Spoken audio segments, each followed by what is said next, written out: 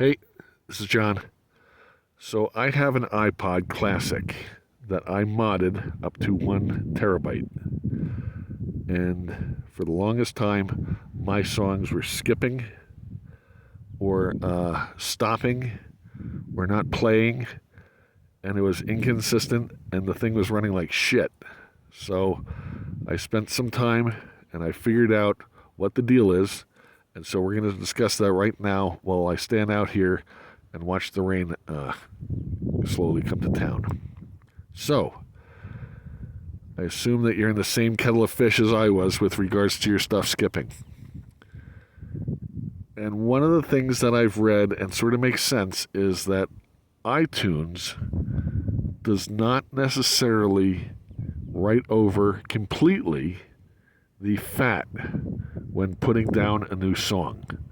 So you have fat fragments that potentially linger. The other thing is you sure as shit want to make sure that you are using an Apple-approved codec.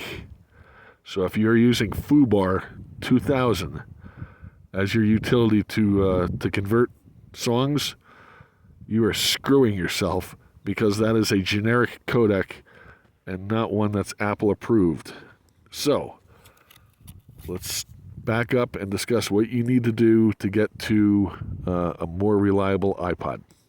First thing, hook it up to your computer and go into a utility that allows you to mess around with the partitions and whatnot. There, you'll want to rebuild the master boot record. Now, this is all obviously after you've gone on to the internet and gone to the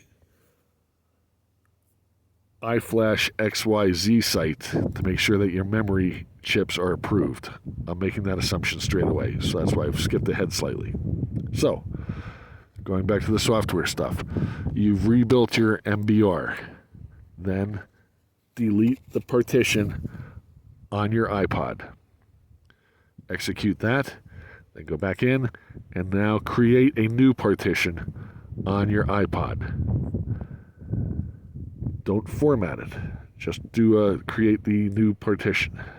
Then go into iTunes with your iPod connected to your computer and allow it to restore. It's going to find your iPod. And God, I hope you can hear me. It's going to restore your iPod and do so with a FAT that it's going to create.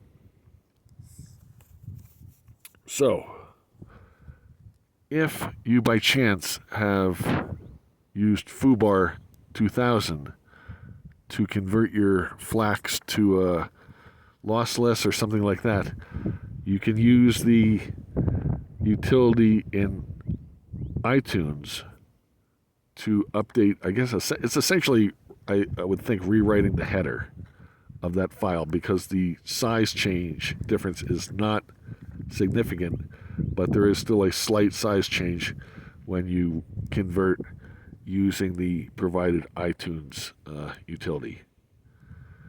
So, if you do all that, if you do the partition stuff, if you've verified that that your memory is on the iFlash website, if you reconvert your music from anything that you used FooBar 2000 on, and then start dumping your music onto your iPod. In my case, I've been able to put 38,000 songs on a iPod that I've modded to 1 terabyte, and I do not have music skipping. However, I'll tell you this, you need to dump all of your music on pretty much all at once. You can't go and build up milly-nilly. I'm going to throw some songs on here and throw some songs on later and then throw some more songs on tomorrow, because what you're going to wind up doing is really fragmenting your fat, and that turns into a problem. Anyway, if you have any questions, leave them down below. Otherwise, happy modding. John out.